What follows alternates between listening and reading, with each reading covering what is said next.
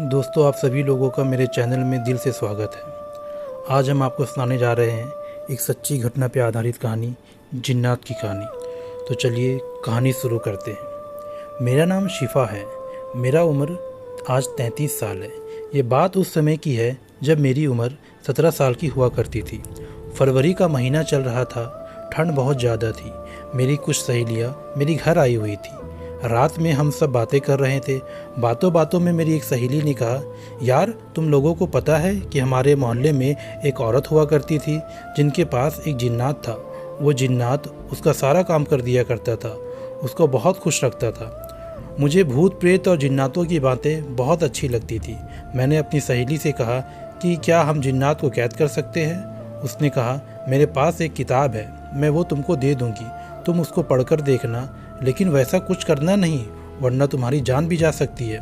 मैंने कहा, ठीक है, मुझे ऐसी चीज़ें से पढ़ने का शौक़ है, वैसे भी मैं इन चीज़ों से बहुत डरती हूँ। कुछ दिन के बाद मेरी उस सहेली ने मुझे वो जिन्नात वाली किताब भिजवा दी। मैंने वो किताब पढ़ी। उसमें जिन्नात को कैद करने का तरीका लिखा हुआ था। वे 40 दिन का काम था जिसमें किसी जंगल में जाकर एक घेरा बनाकर कुछ चीज़ें रोज़ाना पढ़नी थी।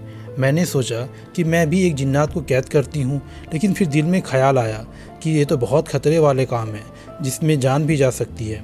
लेकिन अगले ही दिन मैंने पक्का इरादा कर लिया कि मैं भी एक जिन्नात कैद करूँगी।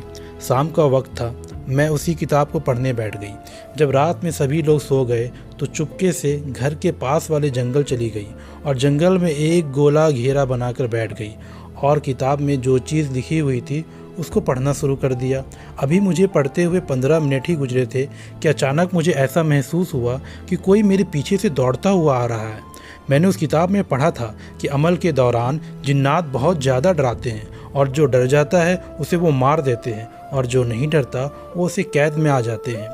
इसलिए मैंने अपने दिल को मजबूत किया और सोच लिया कि कुछ भी हो जाए मुझे डरना नहीं है। लेकिन थोड़ी देर के बाद मुझे ऐसा लगा कि मेरे हाथों पर कोई गीली चीज़ ऊपर से टपकी है। टॉर्च जलाकर जब अपने हाथों को देखा तो मुझे अपने हाथ पर खून ही खून नज़र आया। मैंने अपनी नज़र ऊपर उठाई तो मेरी आंखें फटी की फटी रह गई। पूरे जंगल में जितने पेड़ थे, हर पेड़ पर किसी इंसान का कटा हुआ सर लटक रहा था और उससे खून नीचे टपक रहा था।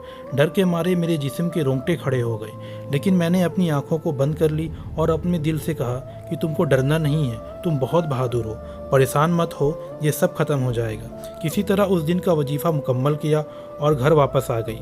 अगले दिन रात में फिर से उसी जंगल पहुंच गई और वही चीज़ें पढ़ना शुरू कर दी। थोड़ी देर के बाद मेरे सामने बहुत डरावनी डरावनी शक्लें आने लगी। वो सब जिन्नात थे। मैंने आज तक कभी जिन्नात नहीं देखे थे, लेकिन उस वक्त मुझे बहुत डरावनी डरावनी शक्लें से डरा रहे थे। मैंने अपनी पढ़ाई जारी रखा। थोड़ी देर के बाद वो सारी डरावनी शक्लें खुद ब खुद गायब हो गई और मैं अपना उस दिन का वजीफ़ा पूरा करके घर वापस आ गई। इसी तरह पूरे 30 दिन गुजर गए। जिन्नात मुझे रोज़ाना नए नए तरीक़ों से डराते थे, लेकिन मैंने हिम्मत नहीं हारी और रोज़ाना अपना वजीफ़ा पूरा करती रही।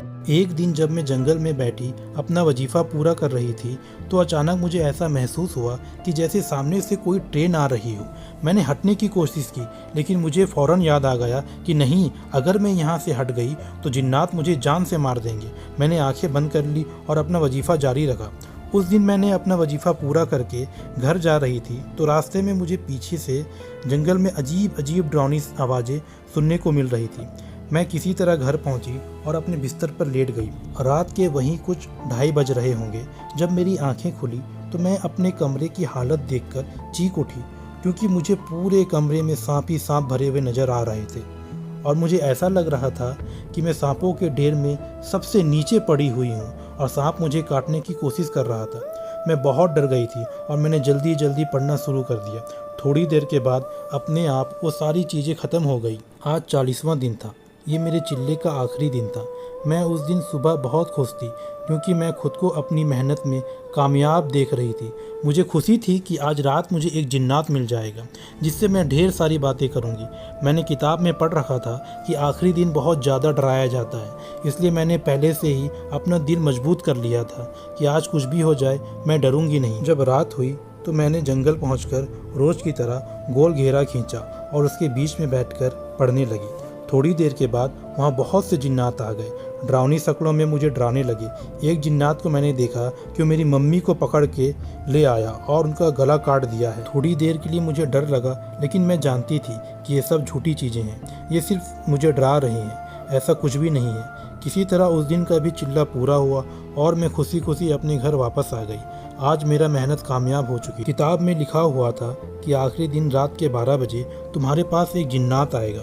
तुमको उससे वादा लेना है कि वो तुम्हारा गुलाम बनकर रहेगा। उस दिन रात में मैंने अच्छे से नहाया और खूबसूरत कपड़े पहने और अपने बिस्तर पर आकर आराम से बैठ गई और जिन्नात का इंतज़ार करने लगी। वक्त गुजरता जा रहा था, लेकिन मुझे किसी चीज़ का एहसास नहीं हुआ। रात के वही कुछ 3:15 बज रहे थे कि अचानक मुझे कमरे में बहुत तेज़ खुशबू महसूस हुई। मुझे थोड़ा सा डर भी लगा, लेकिन मैंने खुद को संभाला। अचानक मुझे अपने पीछे से किसी की चलने की आवाज़ महसूस हुई। मैंने पीछे मुड़कर देखा तो एक बहुत सी खूबसूरत नौजवान लड़का सफ़ेद कपड़े पहने हुए मेरे सामने खड़ा था। उसे देखकर मैं सहम सी गई। उसने मुझे कहा कि मैं आपका गुलाम हूँ, आपने मुझे क्यों कैद किया है? मैंने कहा, नहीं, मैंने तुमको कैद नहीं किया है, बल्कि मैं तो सिर्फ तुमसे दोस्ती करना चाहती हूँ। उसने मेरे सामने सर झुका दिया और कहा कि आपका जो भी हुक्म होगा वह मैं पूरा करूँगा और कभी आपका बात नहीं टालूँगा, लेकिन मेरी कई शर्त है। मैंने पूछा, बताओ क्या शर्त है? वह बोला, मैं किसी की जान नहीं लूँगा और कभी कोई ऐसा काम नहीं करूँगा जिसकी वजह से किसी पर जुल्म हो। मैंने कहा, ये तो बहुत अच्छी बात है, मैं नहीं चाहती कि तुम ऐसा कोई काम करो, मुझे तो सिर्फ तुमसे दोस्ती करनी है। वह मेरे पास आकर बैठ गया। उसने बताया, मेरा नाम शाहिद है। मैंने उससे पूछा, तुम लोगों की दुनिया कैसी होती है? बताया कि हमारी दुनिया चांद के ऊपर होती है, हम लोगों को तुम लोगों से कोई ताल्लुक़ नहीं रहता है। उसने बताया कि जैसे आप लोगों की दुनिया है वैसी हमारी भी दुनिया है, जो आप लोग खाते हैं वही हम लोग भी खाते हैं। हमारे और आप लोगों में बस इतना सा फ़र्क है कि हमारे पास कुछ ऐसी ताकतें हैं जो आप लोगों के पास नहीं है। वो ये कि हम लोगों के सामने से गायब हो सकते हैं और हम जिन्नात किसी की भी शक्ल में आ सकते हैं। और जब हम लोगों की मौत होती है तो हम लोगों को कब्र में दफनाया नहीं जाता, बल्कि हमारा जिस्म खुद ब खुद जलना शुरू हो जाता है। थोड़ी देर के बाद पूरा जिस्म जलकर ख़त्म हो जाता है। ये सारी बातें सुनने के बाद मेरा दिल सहम सा गया। फिर मैंने उससे कहा, अच्छा तुम अब जाओ, जब मुझे तुम्हारी ज़रूरत पड़ेगी तो मैं तुम्हें बुलाऊंगी। तो उसने जाते जाते मुझसे एक बात कहा कि अच्छा याद रखना, मुझे सिर्फ पाक साफ रहो तभी बुलाना, नापाक हालत में मुझे गलती से भी ना बुलाना। मैंने कहा ठीक है। कुछ दिन गुजरे।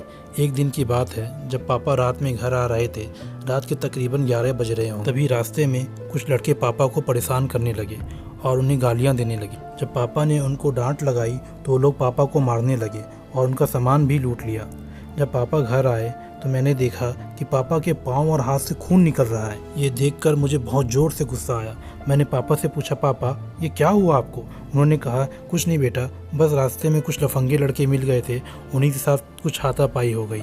खैर जाने दो, कोई बात नहीं। मैंने पापा से कहा, पापा आपने पुलिस में कंप्लेंट क्यों नहीं की? उन्होंने कहा, बेटा ऐसे लफंगों के मुँह नहीं लगते, अगर हम पुलिस में कंप्लेन करेंगे तो कल ये ज़्यादा परेशान करेंगे, ऐसे लोगों के मुँह लगना ठीक नहीं।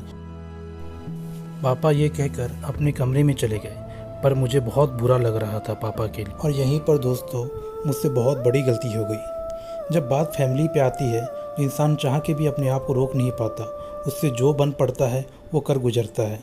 और यही मैंने भी किया। मैंने अपने जिन्नात को बुलाया। जब शाहिद आया मेरे सामने तो उस जिन्नात को मैंने कहा कि जाओ जाके उस लड़कों को अच्छे से सबक सिखाओ, और ऐसा सबक सिखाना कि दोबारा भूल कर भी वो किसी को परेशान या नुकसान ना कर सके। उन्हें इतना मारना कि जब तक वो बेहोश ना हो जाए। इस पे उस जिन्नात ने मुझसे कहा कि देखो तुम मुझसे ये क्या करा रही हो, मैंने पहले ही कहा था कि मुझसे किसी पे जुल्म ना कराना। उस वक्त मैं बहुत गुस्से में थी। मैंने उससे कहा, मुझे कुछ नहीं सुनना, तुम मेरे गुलाम हो और तुम्हें मेरा हर हुक्म मानना है, जाओ जो बोल रही हूँ वो कर गुजरो। तो उस पर उस जिन्नात ने कहा, अच्छा ठीक है मैं कर दूंगा, लेकिन इसके लिए मेरी एक शर्त है जो तुम्हें सुनना होगा। तो मैंने कहा, मुझे तुम्हारी सब शर्तें मंजूर है, पहले जो बोल रही हूँ वो पूरा करो। इतना सुनने के बाद वो जिन्नात वहाँ से गायब हो गया, और जिस तरह मैंने उससे कहा था उस लड़कों को मारने के लिए, जिन्नात ने उन्हें इतना ज़ोर से उठा के पटका, ऐसा मारा कि उसमें से एक लड़की की वहीं पे मौत हो गई। खैर जब सुबह हुई तो ये बात चारों तरफ फैल गई कि किसी ने कुछ लड़कों को चौराहे पे बहुत मारा, जिसमें से एक की मौत हो गई। ये सुन के मुझे बहुत खुशी हुआ कि मैंने अपने पापा का बदला ले लिया। फिर कुछ देर के बाद वो जिन्नात फिर से मेरे सामने आया और मुझसे कहने लगा, याद है मेरी शर्तें या भूल गई? तब मैंने कहा, अच्छा बताओ तुम्हारी क्या शर्तें हैं। उस पे उस जिन्नात ने जो मुझसे कहा वो सुन के मेरे रोंगटे खड़े हो गए। तो दोस्तों, सुना आपने किस तरह लड़की जज्बात में आकर जिन्नात से अपने गलत काम करवाई और उसकी शर्तों को सुने बगैर उससे वो काम लिया। अब कल हम जानेंगे कि आगे क्या होता है। जिन्नात ने उसे ऐसी कौन सी शर्त बताई जिसे सुनने के बाद लड़की की रोंगटे खड़े हो गए। तो कल मिलते हैं दोस्तों, रात के ठीक 10 बजे इसी चैनल पे इसका भाग 2 रिलीज़ किया जाएगा। और कहानी अगर आपको अभी तक अच्छी लगी हो तो कमेंट करके ज़रूर बताएं। और हाँ, चैनल को लाइक, सब्सक्राइब और शेयर करना ना भूलें। जय हिंद दोस्तों, good night and horror dreams.